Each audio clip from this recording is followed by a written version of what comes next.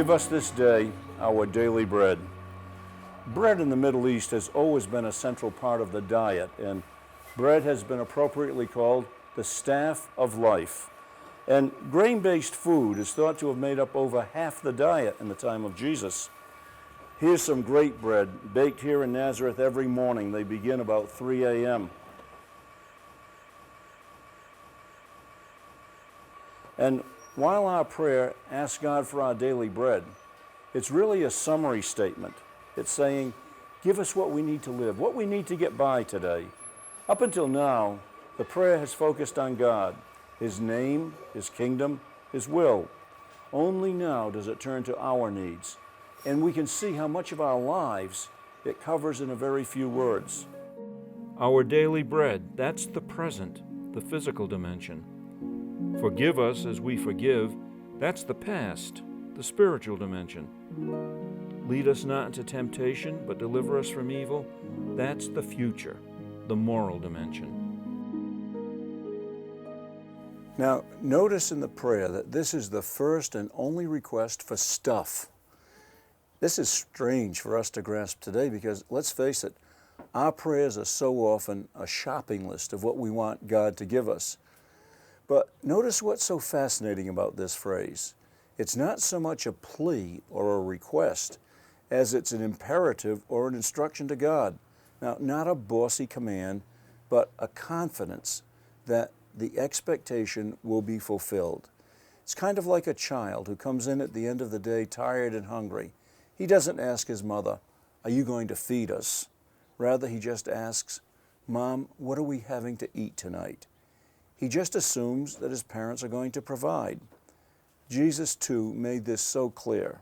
For right after giving the Lord's Prayer in the Gospel of Luke, he said, "Which of you fathers, if his son asks for a fish, will give him a snake instead? Or if he asks for an egg, will give him a scorpion? If you then, though you are evil, know how to give good gifts to your children, how much more will your Father in heaven give the Holy Spirit to those who ask him?" There's something very relaxed and disarming about this. We simply do not have to come with an exhaustive shopping list. We're dealing with a parent-child relationship. God is Father, and He provides for us day by day. He can be counted on. The Jewish listeners to Jesus would recall how the words daily bread were a vivid reminder of when God fed His people in the desert. That was after the Exodus from Egypt, on the way to the Promised Land. Day by day, the daily bread, or the manna in the wilderness, was supplied to remind them of God's care. Thank you, Yvonne. And we cannot fail to miss how Jesus teaches us to ask, "Give us this day our daily bread." We're called to be concerned that others have their basic needs met as well as our own. And the bread would later take on added significance for the followers of Jesus, as bread is at the heart of the Lord's Supper, or the Eucharist. That's when believers remember not only the death of Christ, but also see in the bread and the communion meal a foretaste of the coming heavenly banquet when the fullness of God's kingdom is finally brought to pass. How appropriate is the traditional practice to have a blessing over the meal before eating. While out traveling long hours to make this video, our crew pauses to give thanks. The blessing is a time to stop. It's a time to remember our food is a gift from God. It's a time to give thanks for our nourishment from the earth that God created and sustains.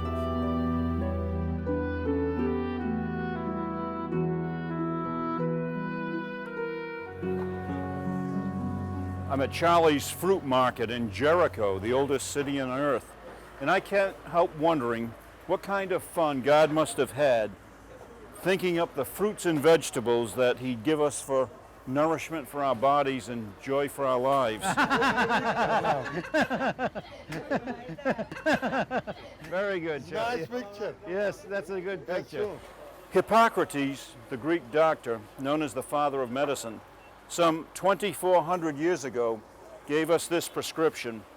He said, "Let your food be your medicine, and your medicine be your food. Frankly, a lot of my health problems arose out of stupid eating patterns that went on for decades, and I've had to learn to drastically change. I was advised to do juicing daily. My daughter-in-law, Linda, lives close to my office, and she makes me juice from a variety of fresh vegetables, and then she brings it over to me. I can't tell you how much that means to me, but what means even more was to learn that as she prepares those vegetables and juices, she prays over them and asks God to bless them for my healing. Now, I want to ask you something. Do you think that makes any difference? How can it not? I do not have the slightest doubt that when our food, our daily bread, is prepared in love, served in love, shared in love, received in gratitude from God, and blessed in prayer before we consume it, that it truly nourishes us in a different way.